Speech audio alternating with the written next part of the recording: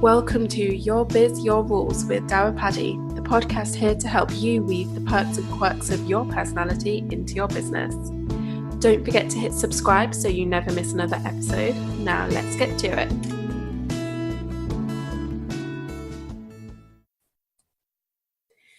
Hello, and welcome to the next episode of Your Biz, Your Rules.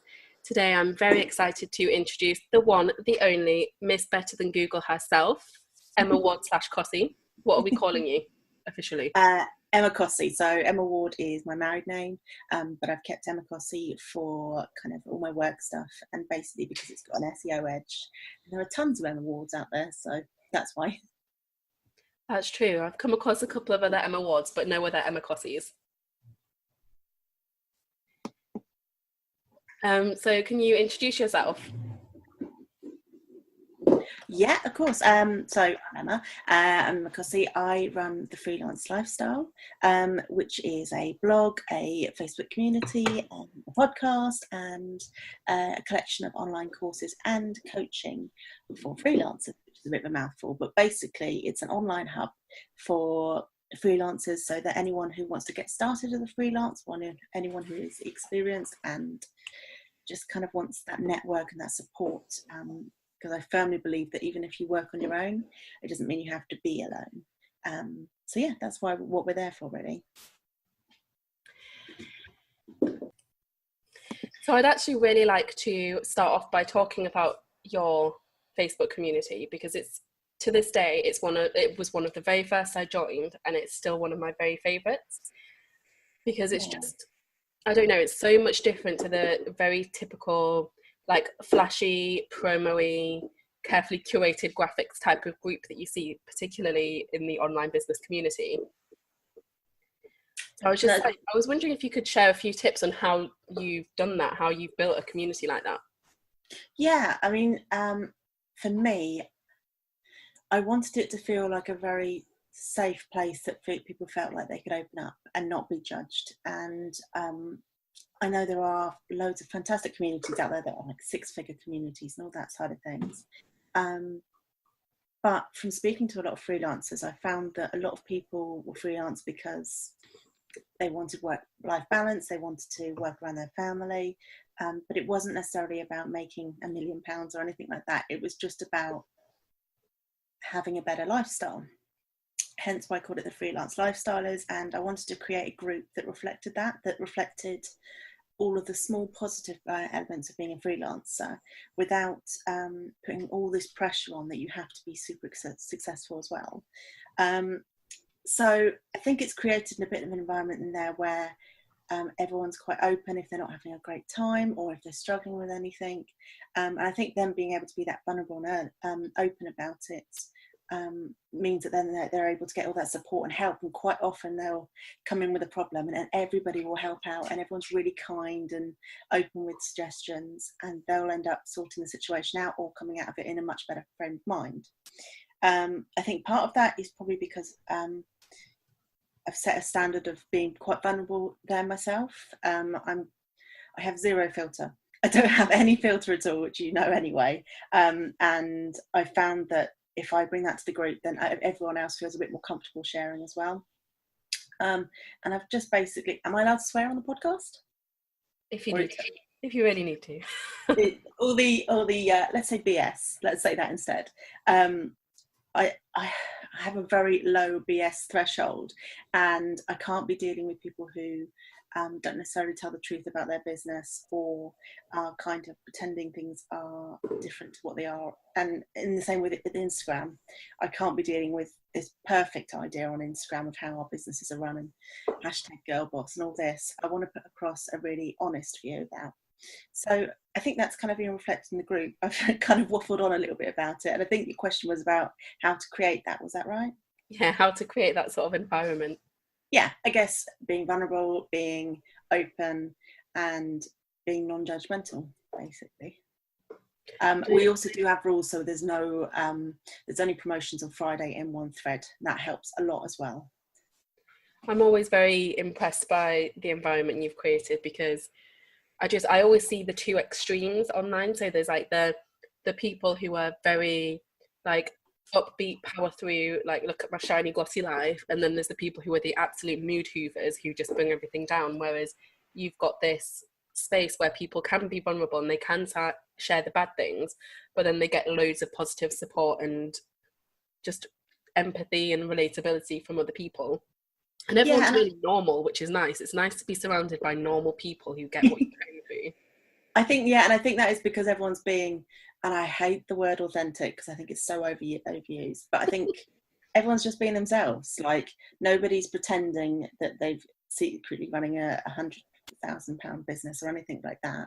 People are just being who they are, and that therefore means that they can get help. And we have people pop up in the group saying, oh, I'm really struggling to find clients, and a load of people come in with suggestions, and you'll find that they'll come back in the group 2 or 3 days later and they've landed a new client. And I think if they were in a group where they felt like everybody else was doing so much better, that imposter syndrome would have popped up and they probably wouldn't have asked for help. And then imposter syndrome is something we talk about a lot in the group because so many of us deal with it. Yeah, so nudge, nudge, wink, wink. If you are not yet a member of the Freelance Lifestylist group, I will put a link in the show notes. Go join. That's your homework for today. Thank you. Like, another just note on your community. I feel like it's such a good space for introverts.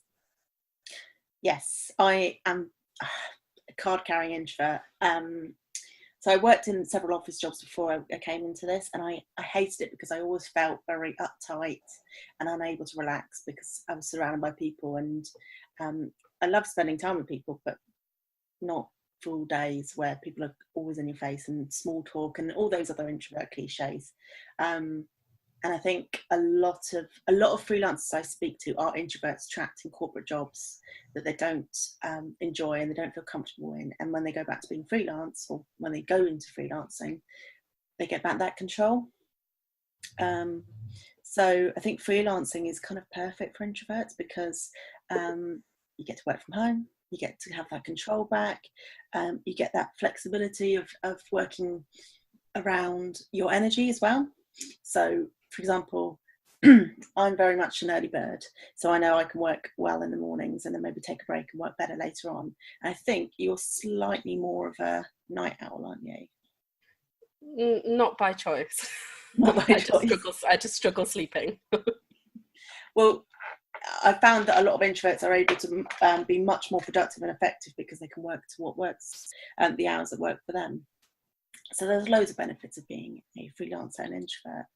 Yeah, and hopefully that's reflected in the group, that we're all kind of a little bit introverted, but most introverts I know have strong online presences, a strong online presence, which is why they work quite well in groups. Yeah, which I suppose is one of the many, many benefits of the internet, is that you can be yourself without the fears that would normally be associated with being yourself in the real world. It's like humans in moderation. Yeah, exactly. I'm going to put out this part of me and do with it what you will, comment and all that side of things. But if I want to, I can close the doors and be quite private again. Because I know in the past I've struggled quite a lot with being online. Even though it's much better for introverts, I've struggled with like just the constant barrage of communication and people talking to me and tagging me and stuff and like whatever. And I don't know, I found it quite overwhelming to continue this online existence when there are just people everywhere. Yeah, it can be exhausting. And a couple of months ago, I was with my mum. My phone was constantly pinging because I put something up on a Facebook group and we were getting lots of notifications on it. And she said to me, "Isn't it exhausting? Don't you find it exhausting constantly having notifications going off?" And I am. I mean, I have a toddler, so I am relatively exhausted generally. But I do think being online can be exhausting without us realising of all that kind of mental focus that we have on notifications and on social media. So I think it's very important to get the kind of balance of taking time away from it as well. A few months ago, my phone was up for renewal, so I got a new phone. I decided I'm going to be one of those people that doesn't have any notifications.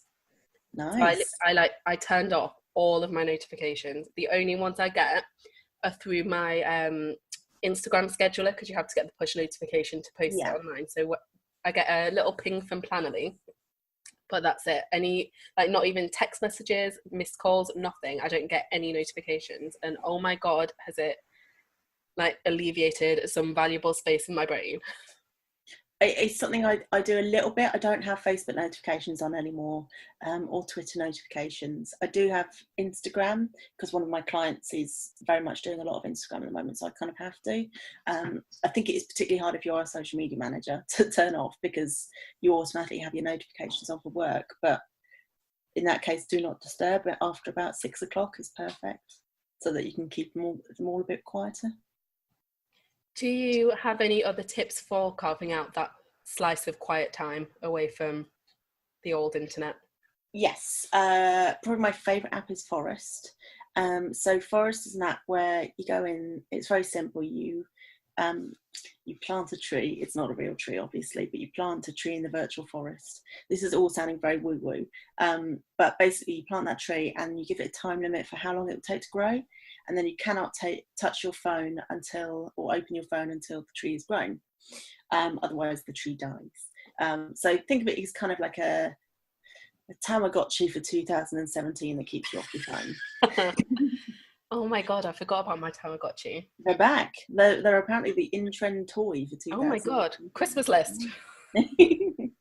So yeah, and that's going really on the freelancers gift guide this year. Yeah, I'll pop that on there because I'm finishing that up at the moment, so I'll add in Tamagotchis.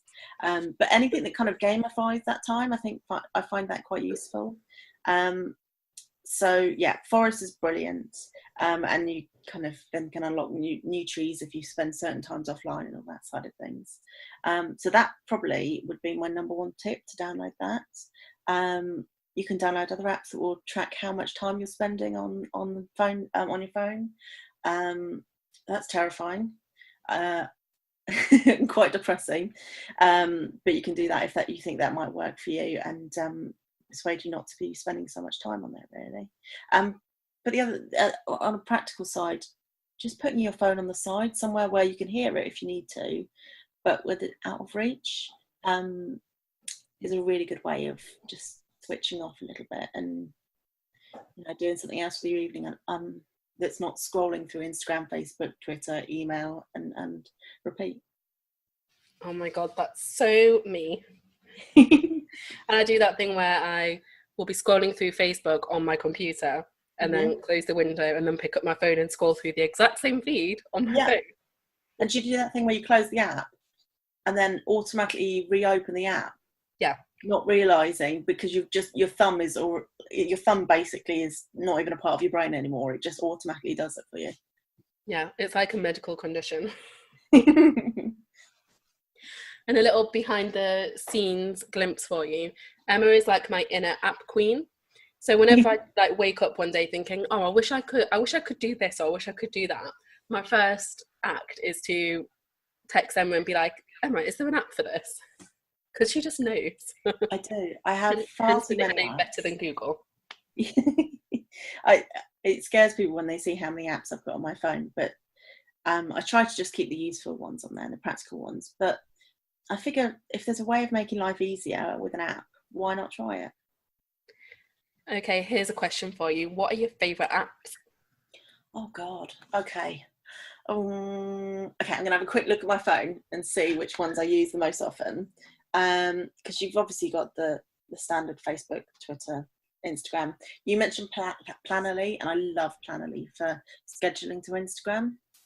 So that's probably one of my favourites. Canva. I know you're a fan of Canva as well. So that's, if you don't know about that, it's for designing any kind of graphics and anything like that, for blog posts, social media. I've just used it to create a newsletter, like a print newsletter for clients. So there's so many different uses, and it's so easy. I think they actually just released an Android app, didn't they? For the longest time, it was only iPhone or iPad apps. Yeah, I do feel a bit sorry for Android because they do have to wait a little bit longer, don't they? So, but then we don't have to deal with Apple, which is a joy and a privilege. We'll agree to disagree on that one because we will. Asana, again, I know you're a fan of Asana as well. So Asana's perfect for getting organised. Just trying to think what else. Podcasts, I use my podcast app all the time. I'm always listening to podcasts on the drive to and from the nursery drop off, or when I'm cleaning or tidying or doing some admin that doesn't require a lot of brain work. So podcasts and Audible as well. I listen to a lot of audio apps. So yeah, I think those are probably the ones I use the most. I feel like I'm trying to think if there's anything that I would add to that list.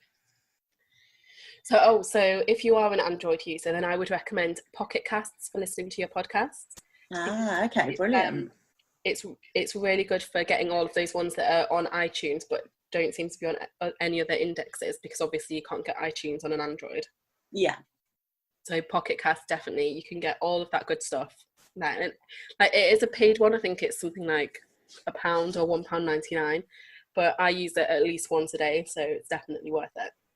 But do you find it's very much an aside here, but do you find it weird that people don't like paying for apps, but they will easily pay? So for example, I've got a few friends who will not pay for apps at all, but they will quite happily go buy a takeaway coffee or buy a magazine or something else, but buying a piece of software for their phone, they won't do. I find that quite strange that people are very strict about what they spend on apps. It is an odd one, and I feel like people have different scales of what's an okay price for things depending on what it is. Yeah. Because people, they do think, oh, my 99p for an app, no chance, but £4 for some sort of autumn vegetable coffee, okay. Yeah, I just find it bizarre. I've recommended apps to people before and they've said, no, it's 99p, and I just think, yeah, but that could make an incredible difference to your business. But you know, do you know what though, now that you've said that, I think I do find myself doing that. What, not wanting to buy things because they're 99p? Well, with apps, because I know myself, and I know that when I start buying something, I will just continue buying something. Like the day I discovered Kindle's daily deals on Amazon, yes, it was 99p for a book, but now it's 99p for a book every single day of my life. Yeah. Which, yeah, it is. So basically, you make the threshold. So like, I'm not against buying apps, but I'll look at and see if there's a free option first, or I'll usually ask you and ask if you've tried this app and if it's any good and that sort of thing before I make the decision to buy. I don't just go and buy apps willy-nilly. Absolutely, and I would always try that. If they've got a light version, I would always try that first. But equally, you can quite easily request a refund. So if you don't like an app, you can ask for a refund back. Oh, I've never done that. Yeah, not a lot of people know that. So yeah. Good tip. I'm just trying to think of what else So most of my apps tend to be for fun things. I don't do a lot of businessy things on my phone. So one that I recently got was Blinkist. Oh yeah. Which is, for those who haven't discovered Blinkist yet, they give you a free non-fiction book every day, but they summarize it, so it's like a few pages, which I think is insanely useful if you read a lot of business books, because a lot of them are full of waffle. They are, and like loads of like the same old examples you've heard everywhere else. So if you can get all of that knowledge condensed, it's brilliant. And then this one's a little bit of an embarrassing admission, but I've got the fanfiction.net app. Oh my gosh. So Buffy? Among other things. So there's like this whole online community who write fan fiction based on all of your favorite TV shows, and they combine them as well. So there's like Merlin goes to Hogwarts or Buffy goes to Hogwarts. I definitely remember reading quite a bit of Harry Potter fan fiction when I was younger. There's like loads and loads of new things going on, and some of the books on there are just amazing. Well, 50 Shades of Grey started as fan fiction, didn't it? Because it's a fan fiction of Twilight. It is. I mean, not the best example of excellent writing that you can find on that site, but no, it didn't have a great source, in fairness. So, yeah, it's but there is loads of really good content on those kind of sites, and it's fun. It is fun. Yeah, so most of my apps tend to be about reading actually. So I've got Blinkist, I've got obviously the Kindle app, the fan fiction one, I've got Goodreads. Excellent. I've 'Cause got the I like tracking what I read because it's like a little competition with myself. And then obviously Evernote. Evernote is a big winner. I've fallen out of love with Evernote, but I definitely used it a lot in the past. But I think I kind of tend to use Google Drive. Obviously, I use a lot, and I've got a Chromebook, so I use it for pretty much everything. But instead of using Evernote, I tend to use Google Drive now and Dropbox and Pocket. Okay. See, I just use Evernote for everything. It definitely makes a lot of sense to do that. Mm-hmm. I don't know. I found it clunky, but it might just be me. I found the search function wasn't brilliant. Oh, they've actually just updated that. Maybe I'll have to revisit it then. But I love it so I use it for all of my client work. So any articles I write for clients, so I have like a notebook stack per client, and then under that for each either blog post or freebie or whatever it is I'm writing, I'll have a separate notebook, and then I can go and use the Evernote web clipper to do all of my research really quickly and stick it into those little notebook stacks. Maybe I'll have to revisit it then. Because sometimes I find myself needing time of like mindless tasks to do. So I'll just like do all of my research for all of my upcoming projects in one go. Yeah. And when I sit down to write them, all I have to do is go into that notebook and it's all just there. Well, I'll have a relook at it then. I do like it because I definitely went to Trello, and then you said about Asana. I had tried Asana before and it hadn't quite worked for me. But you persuaded me to try it again, and I love Asana now. So I'm definitely going to have to revisit Evernote if that's a good example. Do you know what? I had exactly the same experience with Asana. I created an account ages ago, tried it for about half an hour, decided it wasn't for me. Yeah. And then a few months ago went back to it and felt like my life was transformed. I think it is one though that you do have to spend some time on. And I think it helped that they have the boards function as well. But once you've got it set up, it is like it just takes care of the world for you. Yeah, it does. It does. I just love having a centralized to-do list across all your boards. That, for me, was the winning feature. Yeah, so second piece of homework for the day. If you haven't put your entire life into Asana yet, go do that. Yes, do it. I've even got boards for meal planning and all sorts on there, so it's brilliant. I know, I love that. I've got, this is another embarrassing admission, but I've got like a sort of mini library system going on. So of all of the books that I've got, either physical books or audio books or Kindle books, I've got like a central archive. That's really good because because I'm Apple, I use iBooks a lot, but if you've got that would work much more effectively as a central place to have it all. Well, and because I do a lot of, as an attempt to wind down, I do a lot of reading challenges. And so how they tend to work is they will give you a long list of categories. They might be really complicated or they might be really simple. And then you have to go and find books that fit in with those categories. And I can do like 98% of all of my reading challenges with books I already own. But I think if I didn't have that one place to look, I would go and just buy new books all the time or go to the library and then end up with massive library fines. You're basically the real life version of Belle from Beauty and the Beast, aren't you? I don't have a ladder on wheels. You should really get involved with that and just invest in one.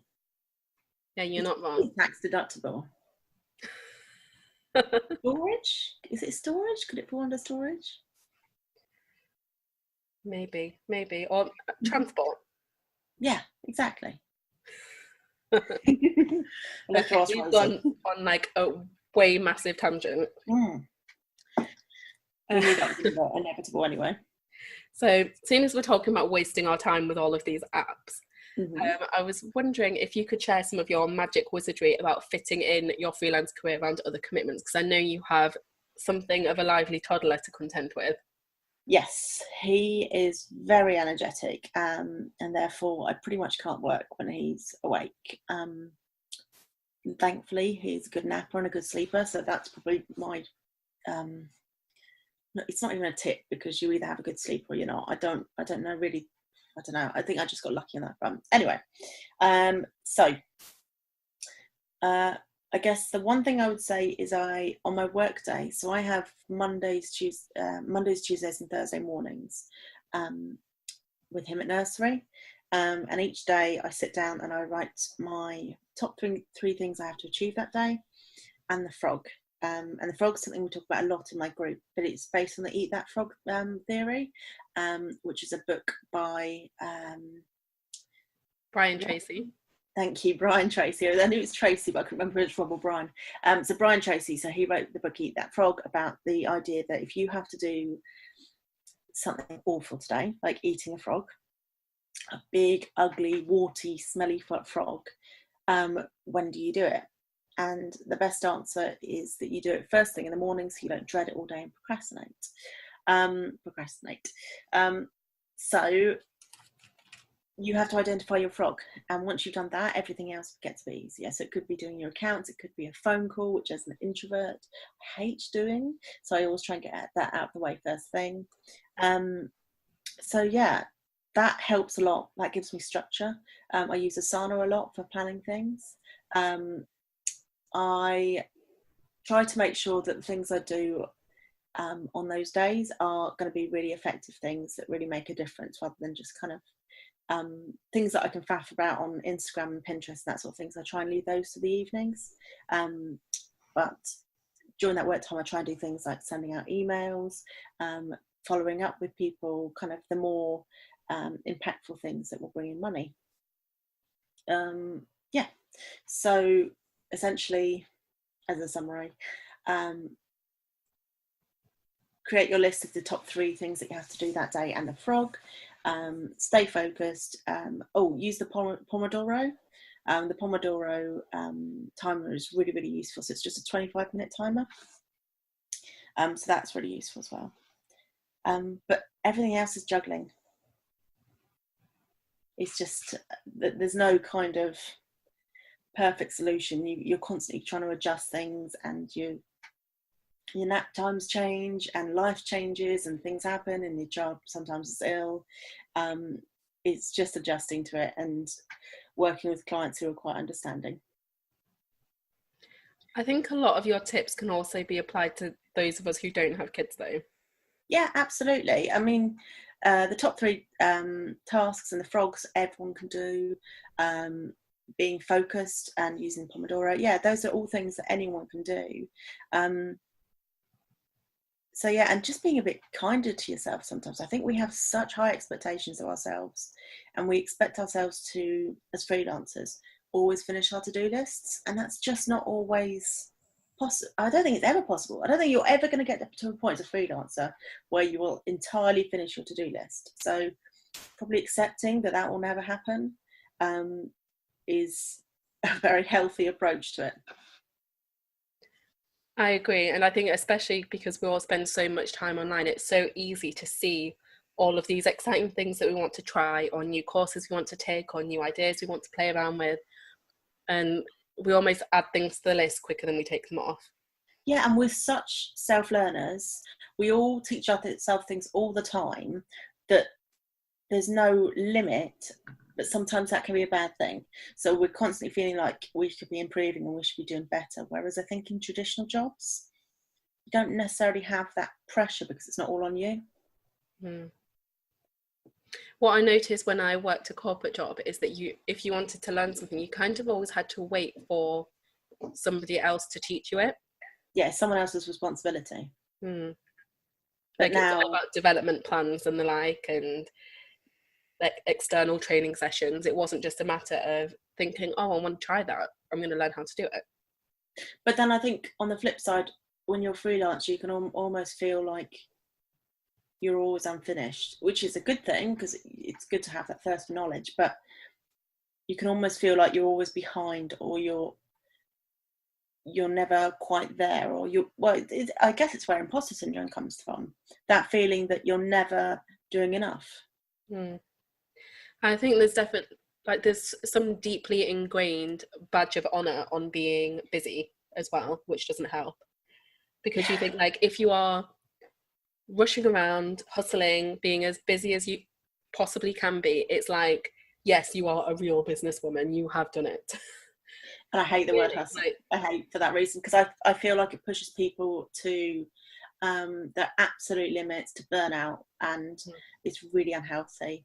And you know, with so many people going into freelancing to get that better balance with life, we need to be working smarter and not this whole harder idea. And I remember working in offices where people would work through their lunch just to make the point that they were working through their lunch because they were so busy.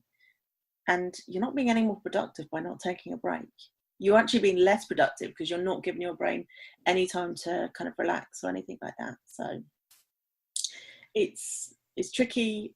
It's nice to be having that thirst for knowledge and self-improvement constantly, but we've got to prioritize self-care as well. I was listening to this podcast the other morning. I think it was Amber McHugh's podcast, The Modern CEO. Oh, yeah. And she shared this stat about working hours, and she said that if you work any more than 40 hours for more than 2 weeks, then your productivity plummets massively. So you can sort of keep the momentum going in really short bursts. You know, like if you're launching something or working on a specific project, then 2 weeks is like the limit for being equally productive. But then after that, it's just, even then in your like first hours of the day, you are just not being productive because your brain can't cope. And I think we almost pin happiness on reaching that point where we're doing a certain amount, or so kind of a similar stat. I think it was 30 or 35,000 is the amount that you reach when your happiness levels out. So you earn up to that amount, and that's kind of your peak happiness. And after that, your happiness doesn't increase with any more that you earn. It probably just makes life a little bit easier because you can pay for more things. But I think sometimes you're so focused on that end goal that you're not enjoying, it's very cheesy, but the journey of getting there and the whole process of what you're doing.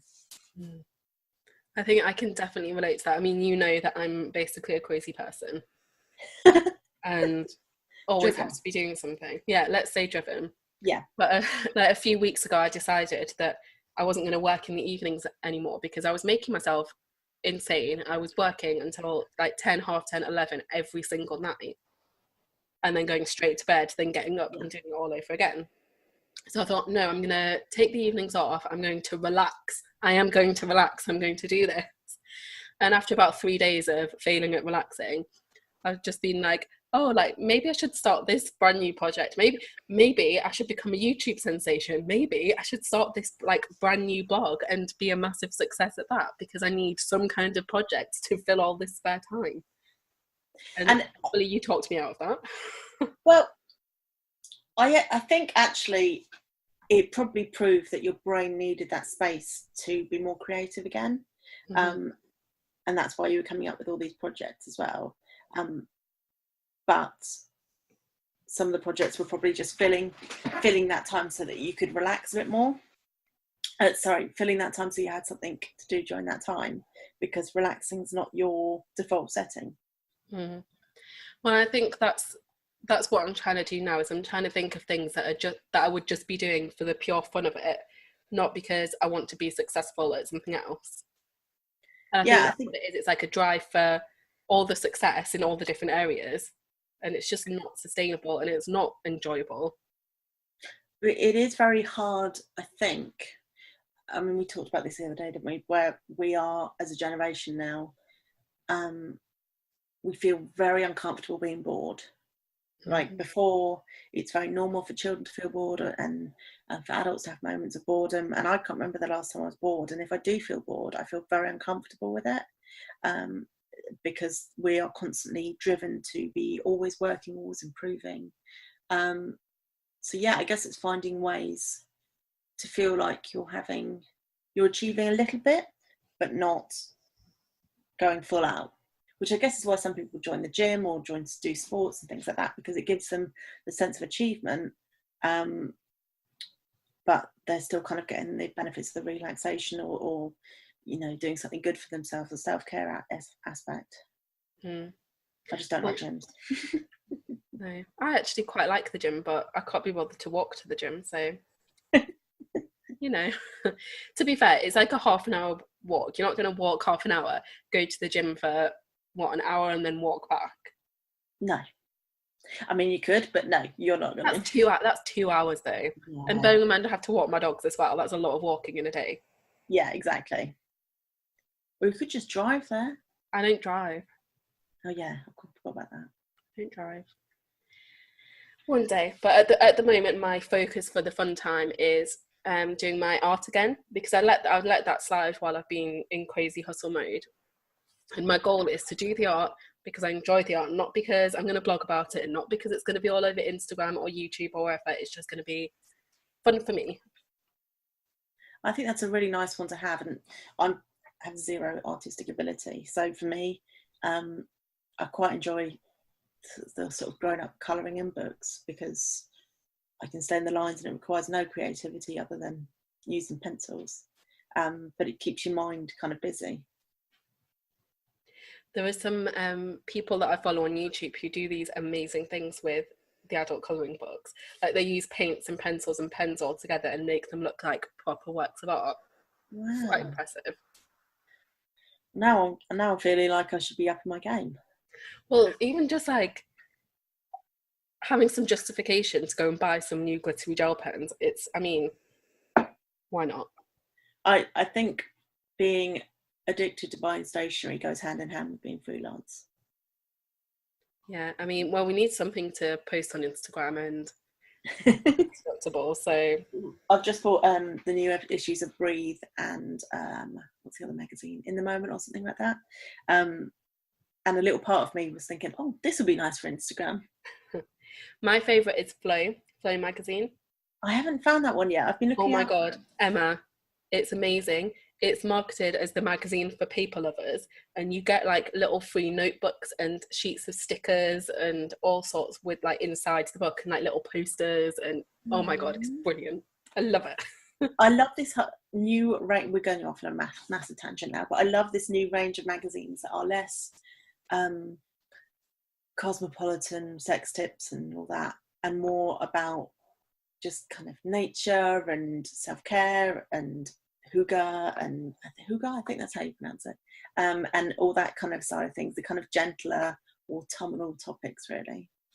You just love all things autumn, don't you? I'm obsessed. I'm such a cliche. Apart from I don't like pumpkin spice lattes. I don't like lattes. I don't like coffee. I feel like that makes me a little bit of a failure as a freelancer. But you like tea, don't you? And you like hot chocolate. Yeah. Although tea, I get very much mocked because it's basically tea tainted milk. I have so much milk in my tea. I offend people basically with my tea. So I'm not even a proper tea drinker. Yeah, it's a serious business, this tea strength malarkey. There is a lot of tea snobbery. Yeah, there is. A lot of people come over to the UK and just are stunned by the tea snobbery that we have. I think a lot of people come over to the UK and are stunned that we drink tea with milk in it. That's not a worldwide thing. No, I know. Like people love green tea and stuff instead. But if there's no milk, I'm not in. No, people drink like tea, like our tea with no milk in. No. Yeah, gross. Filth. Okay, so once again, massive tangent. Yeah. So let's bring it back. So we were talking about some of your tips for fitting freelancing around other commitments. Now, I just wanted to ask you, because you've got a couple of really brilliant blog posts that are like workflows for getting certain tasks done really fast. And I was wondering if you could tell us about those and maybe share some of those tips with us. Absolutely. Yeah, I love a good workflow. So essentially workflows are when you use apps and tools like IFTTT, which automate parts of your business. So for example, if I'm recording a podcast, so I have a podcast, The Freelancer's Tea Break, which is a 3-minute podcast about freelancing. So I record it on my phone. I know that's not the done thing, but it's so much easier. So I record on my phone using an app called Opinion. I can edit it in my phone in just a couple of minutes. I then upload it to Dropbox, which then uploads it to, it did upload it to SoundCloud. I have moved away from SoundCloud now. So now I upload it to Libsyn, which then uploads it to iTunes for me, and IFTT creates a blog post for me. Yeah, and it's all a really nice workflow, and it probably takes me 15 minutes. And then I'm trying to remember what the other one was on. Blog post, wasn't it? No, you did a really good one on newsletters. Newsletters, yeah. So I do a weekly newsletter, which rounds up some of my favourite links from around the web, about freelancing and all sorts of different bits. And it probably takes me 15 minutes, half an hour maybe at the most, because throughout the week I'm saving links to Pocket, so I can just grab them when I'm ready. The blurb that I use at the top of the newsletter is usually an edited form, edited section from my latest blog post, so that doesn't take too long at all. A lot of the other sections of my newsletter are fairly regular, so they either get moved around or just updated. Yeah, it doesn't take me long at all, and it's because of using tools like Pocket and all that side of things that makes it really easy. And if I can find a way to automate parts of it, so for example, if I heart a tweet on Twitter, it'll save it to Pocket for me. So anything like that that makes life easier, I'm all over. And I think that's a really important lesson when you do what we do online, is to just find all of these little tiny tricks that can take some of the time out of all of these tasks. Because I mean, sending newsletters, it's all something we know we should be doing, or I don't know, posting on different social media platforms or blogging or whatever it is. It's these things we feel like we have to be doing to market our business, but it can take a lot of time. So if you find these little hacks to streamline that workflow a little bit, then you can save yourself so much time, so much energy, so much sanity. And you can find ways of doing everything in your business faster. And I know my situation of only having 3 mornings a week to work is only probably going to be until the 30 hours kick in that I can get, so I can get a few more days out of it. And it's only really going to be until my son's in school, and then I can change things up. Yeah, I mean, I guess it's just about finding ways to get the word out about your business that isn't hugely timey. I cannot think of a word for that, but it swallows up so much time. So, for example, Facebook Lives are brilliant because you can literally jump on, share some great content. You can share that as a video and then a podcast. So you can get lots of multi-purposing out of it. Is multi-purposing the right word? What was the word you usually use? Repurposing. Repurposing, that's the right one. You can say both. You can say both. Yeah. So Facebook Lives are brilliant. Podcasts are brilliant. I've recorded podcasts in the car before, not whilst driving because my driving's bad enough. Yeah, just find ways to do your business that work for you and work for your time. Excellent tip.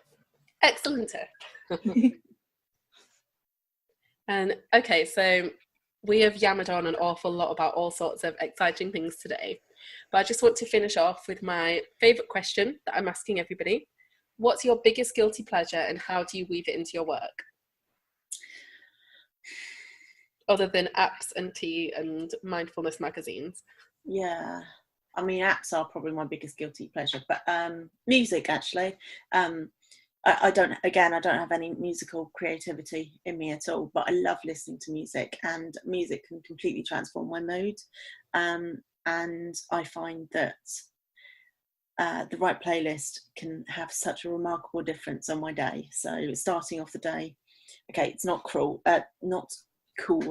It's definitely guilty pleasure, but the Trolls soundtrack, the children's movie, is oddly motivational. There's some really good songs on there that will make you feel really good. There's one called Get Back Up Again, which is all about getting back up when you've hit a bit of a bump in the road. And I know Jo Gifford loves a bit of the Trolls soundtrack as well. She messaged me about it the other day. And listening to classical music when I need to focus, listening to Christmas music anytime ever because it's always acceptable. Basically music's my guilty pleasure. The cheesier the soundtrack, the better, and it can really, really transform my mood and my productivity. What I really love that Spotify has started doing is putting together those daily mixes. Yes, I love them. So if anybody out there is not yet a Spotify user, become one. Yeah. They basically monitor your listening habits and then create themed playlists for you to listen to. So you get maybe 5 or 6 different lists. So I've got one that's like all Disney songs and musical soundtracks. I've got one that's like film scores. I've got one that's such embarrassing, cheesy 90s pop. And then I've got one that's more like my cool 15-year-old self that's got all of like the indie hits on. And I just love it. There's something for every mood. That's the thing, isn't it? And it can make, I can genuinely come in. So I have a garden office, and I can come in and I sit down and be in a bit of bad mood, and I can stick one of those Spotify playlists on, and I can it just transforms my mood completely. So it's not cool, it's not trendy, it's not a funky app, it's not particularly hipster, but it makes all the difference. A good music playlist. Excellent. I will be hitting you up for some of those links to include in the show notes. Yeah, I think you and I made a Christmas freelancers playlist. Oh. So depending on when this goes out, I'll send it to you. It's about time for some Christmas music, I feel. It is November. Yeah, I definitely haven't been listening since September. Okay, right, really quickly to finish, because once again we are yammering on. Yeah. Where can we find you online? So you can find me online at freelancelifestyle.co.uk, which is where the blog is. I also offer a coaching service through that. So I trained as a coach last year. So I offer coaching for anyone who's new and experienced. Come join the Facebook group, the Freelance Lifestylers. Find us on Twitter, Instagram, Facebook, the Freelance Lifestylers. And there was another one, but I can't remember what it was. So yeah, just find us. Podcast. Yes, that was it. Thank you. The Freelancers Tea Break. Really short, sweet podcasts, perfect for while you are boiling the kettle for a cup of milky tea. And that's exactly when I listen to them. Good. The longer ones, like it's for my like dog walk mornings, but yours is just perfect for my tea break. I have a very short attention span, which probably your listeners have realised with me jumping all around the conversation today. So yeah, 3 or 4 minutes is perfect for me. Right, well, I will be sure to add all of those links to the show notes. So thank you, Emma, for joining me today. Thank you for having me. It's been really lovely to chat. Great. Well, I will talk to you soon, and I will talk to you guys next week. Bye. Bye. Thank you for listening to Your Biz, Your Rules. If you've enjoyed this episode, I'd love it if you could leave me an honest review on iTunes. As a little thank you, the first 150 people to leave me feedback will get access to Conquer Your Content Plan, my exclusive workbook designed to help you dream up, draft, and leverage strategic standout content in next to no time. See you next week.